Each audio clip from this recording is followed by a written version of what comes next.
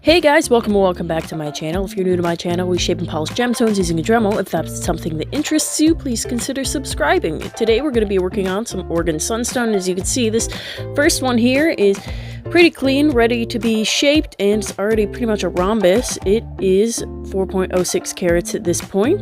And then we have Oregon sunstone number 2. You can see that the schiller kind of comes in from the side a little bit, and we'll have to make do with that, probably trying to make that the face, but the schiller there is pretty good, and it's very clean in there as well. Hopefully it'll yield us something really nice, and it weighs at this point 3.78 carats. And then we have sunstone number 3, and it has the schiller that totally goes all across the back, just the direction that you want it to, and so I'll probably keep that flat part as the back and try to make a dome with the other side. And it is at this point 5.47 carats. And then we have sunstone number 4 here. You could see that all the schiller is concentrated in a ball kind of in the middle. I'll probably have to slice it in half to see what we're working with here. It's a really nice piece. It's a really weird shape though, and unfortunately I seem to have not filmed myself weighing this one out, so I'm really sorry about that, guys. But if you guys want to see how these get shaped and polished and if they turn into beautiful gems or not, keep on watching.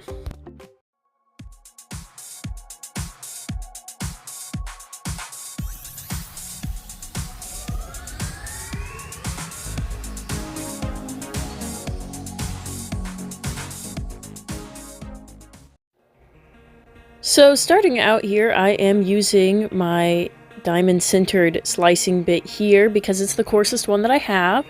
And I started by flattening out these sides of sunstone number 1. I'm trying to capitalize on the rhombus shape that it already pretty much is. So I brought those sides in until it was pretty even. Then I flattened out the back and started rounding the face of it. The way that I chose the face of number 1 was just kind of which side I felt like would dome better, because it really would have faced either which way. And then I went in with sunstone number 2, flattening out the part where the schiller will come in the proper direction, and then I drew a oval on it and just started shaping it that way until I got a nice oval cabochon, flattening out the back, rounding the front gently, and just making sure that it's pretty decent. And then I went in with sunstone number 3 and I started taking down the thinnest part of the stone, and then I went and I drew an oval on it again with my stencil from 53 Frogs,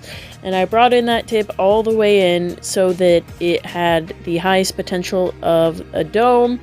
And then I started doming it. I flattened out the back, took down the edges of the back, and then I started on sunstone number 4, which I ended up slicing in half.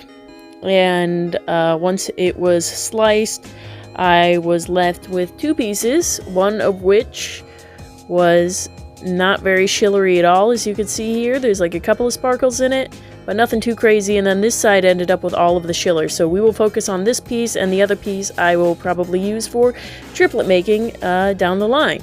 And so then I, drew a circle on it, and I wanted to really be careful about the back because all the schiller is focused on a thin layer on the back of it. So I just brought in the sides and worked on doming it and pretty much left the back alone until the nova points. This is what sunstone number 1 looks like at this point. You can see it got a nice rhombus shape. There's some divots in it, but the nova points will get those out. Then we have number 2 here as a pretty flat dome on it still, but I made sure that it was facing the right way. And then we have number 3 here, which is pretty much all ready to go. And then we have number 4 here, and you can see that there's still Sharpie on the back because I did not touch the back of it. I just kind of got the shape going. And then I moved on to my barrel bit, which is a 110 diamond sintered bit from Suva Lapidary, and I did the finer work of shaping it, getting out those divots, making sure that everything is nice and rounded, getting the edges of the bottom a little bit more tapered so that it'll fit better in a setting, and just made sure that it was nice and rounded and smooth, and that I looked at it from the sides to make sure that one side wasn't taller than the other in any which direction, and that it sat nice and evenly.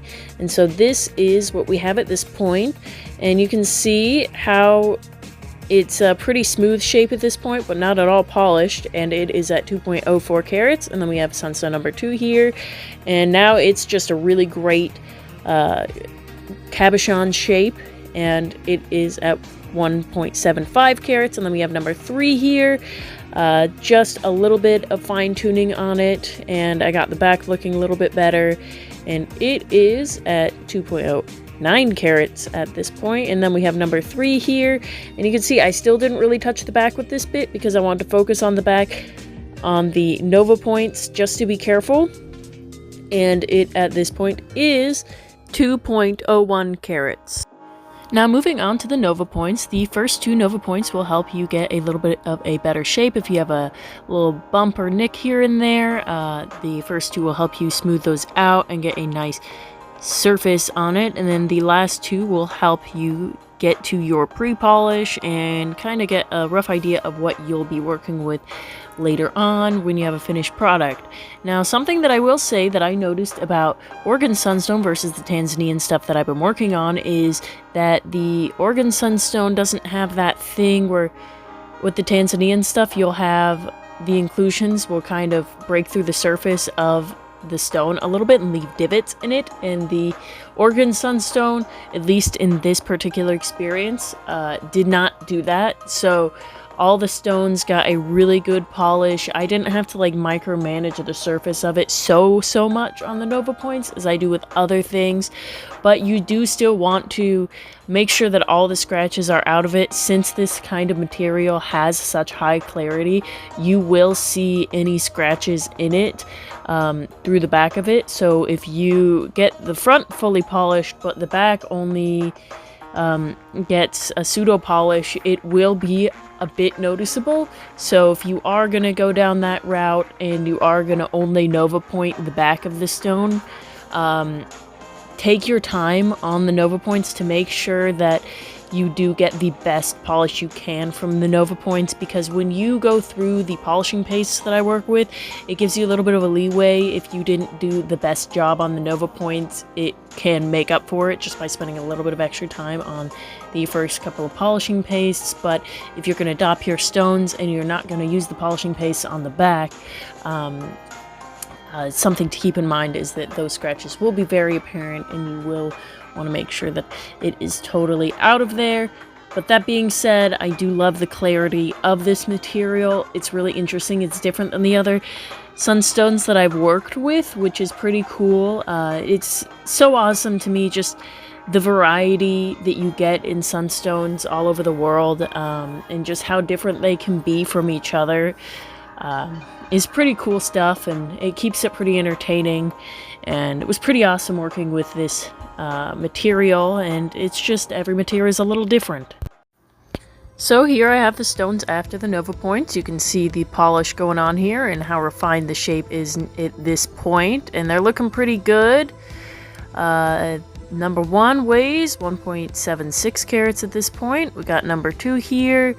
You can really see how the shape has been fully refined at this point, and there's like no divots or noticeable changes in the texture of the surface. That's really what you want.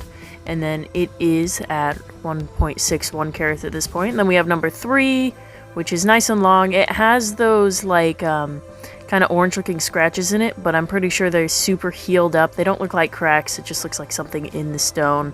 And it is at 1.9 carats. And then we have number 4 here. You can see how much the magnification of the clearer part of the stone really amplifies what's on the back. And I got that back nice and flat and even and looking good. And it at this point is 1.84 carats. Now moving on to my polishing paste. These are wax-based polishing pastes that I got off Etsy from Kent's Supply. I always start by working my way around the edges of the stone, and then doing the part that connects the sides to the face, and then I do the whole face, and then I kind of round out the edges of the stone. When I was working with the rhombus shape, I made sure to go across diagonally as well, and it's really important not to neglect those points, because the very corners, it can be easy to forget about, and so you really want to be sure to get all the edges really well and really thoroughly.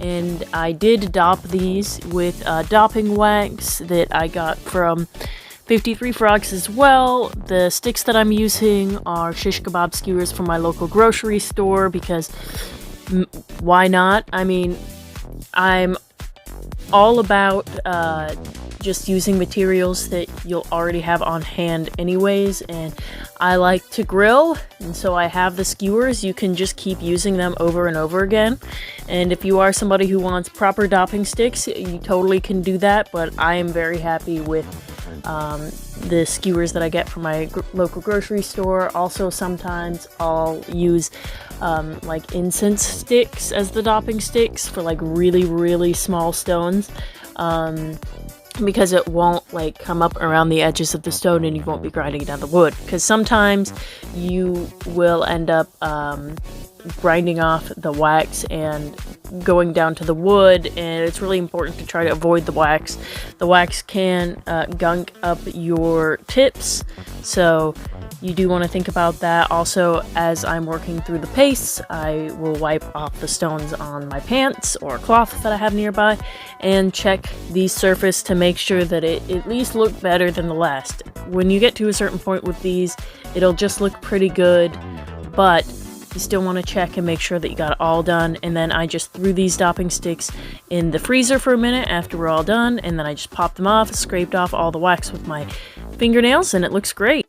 Alright guys, and now it's time for the finished stones, and as you could see, I already set number 1 in a setting because I loved it so much that I felt like I needed to set it, and you can really see that streak that goes across the middle of it. It's really chunky, really nice. It's like a meteor going across it. Super great clarity, and I just couldn't help but to set it. It is so beautiful.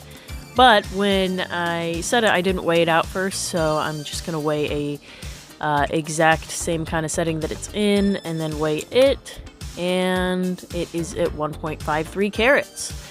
And then for number 2 here, you can really see how well this material takes that polish, and the fineness of the schiller across the face is really cool. I love how it has that warm tone, cool tone effect, and it really just hits you all at once. And then when it's not hitting you with the schiller, it's like super clear, like crystal. It's really awesome. It's ghostly even. And when we weigh this one out, it is 1.6 carats, or 1.59. And then we have number 3 here, and it's a lot like number 2. It has the cool tone, warm tone kind of schiller going on. It's the same fineness of texture, but it has those little orange pieces in it, which I really like. I think it adds a lot of interest to it, and it's a bit longer, but they pretty much are sister stones. Just about as bright as each other, just about as glorious, and they both took a great polish, and it weighs 1.9 carats. And then we have number 4 here, which probably got the best shape out of all of them. It's a really nice, even oval. Very happy with the way that it turned out. I love the magnification of the schiller through that clearer part to make those really chunky bits, and this one still would have been chunkier than those last 2 regardless, but very happy that I got something out of it, and it weighs 1.84 carats. Hey guys, what's up? So I want to talk about my final thoughts on these organ sunstones that I shaped today. Comparatively to the Tanzanian stuff, the organ stuff takes polish a lot better. So I noticed with a lot of the Tanzanian stuff, sometimes those inclusions come up through the surface of the cab and they leave like a little dent in it. And that's all fine and dandy, but the organ sunstone doesn't really do that. So, at least that in this particular experience. So, that much of which I'm very pleased, and I very much like the clarity on this material. Oh, Sunstone number 1, the rhombus. Now, I'm very happy with the way this one turned out. It piqued my interest as a rough piece because that line in it was unlike any of the others that I got in the parcel that I got. So Sunstone number 1 is a little directional, but still very beautiful. I feel a little silly for setting it before I weighed it, but you know, it is what it is. It's probably my favorite amongst the batch just because of its uniqueness, so very happy with that, happy with the weight that I was able to save. And moving forward to the other 3, number 2, that smaller one, pretty nice, really good freckling going on. This kind of freckling that I see with the copper inclusions in this Oregon Sunstone is really interesting, and it reminds me a lot of Purple Haze Sunstone in the way that it's just like pretty freckly and like pinfirey, you know?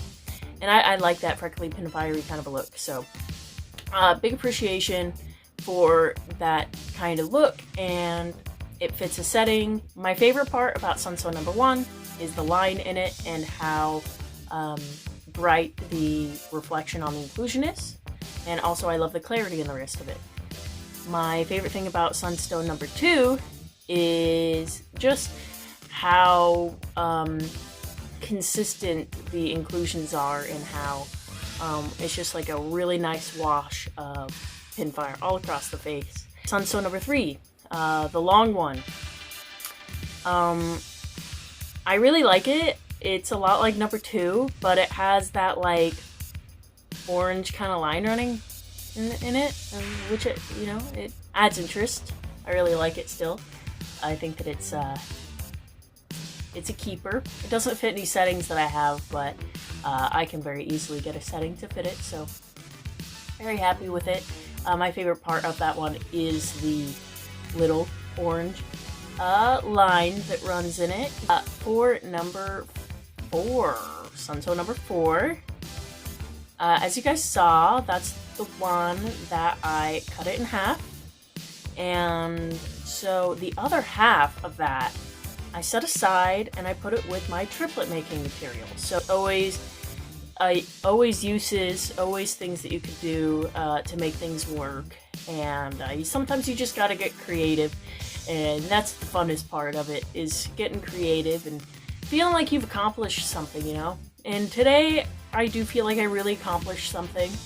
I'm very happy with all of the sunstones that I got done today, and the fact that I didn't lose any of them. And my favorite part of Sunstone number 4 is the fact that all of the pinfire is on the back of it, so that it magnifies in the front, and it looks like it's been tripleted, but it hasn't. It's just how the sunstone is, and that's pretty cool. And it also makes the freckling look bigger and chunkier, which I really love and I really appreciate. So let me know down below which one is your favorite and why is it your favorite. Another thing that I have been working on for the past 6 or 7 months now, and if any of you guys have watched some of my really early videos, you'll know that I am a bit of a painter myself. It's part of my channel, why I'm called Carlin's Colorful Creations, is because I want to leave it open for other things in the future, and I might want to paint on the channel. Another thing that makes me feel accomplished is that I finally finished this painting after 7 months. And it's not like I've been working on it every day, I just kept neglecting it. But I'm finally done, and I'm really excited to show you guys. But I did this painting of Big Fun. And if you don't know who Big Fun is, that's okay. They're a band. They're just some band that failed in the 90s. But I'm a big fan. Big fan of Big Fun. And they're a 80s and 90s band. Yeah. So that's a little bit better. But yeah, so I finished this up the other day. I'm pretty proud of it. thinking it's looking pretty good. So yeah, got space here, and then there's this castle here, and all these trees and all this grass and stuff is all metallic paint, and it actually changes color. If I can get, I'll have to get a good video of it changing color. But yeah, pretty proud of this. This is probably my best work as far as humans go.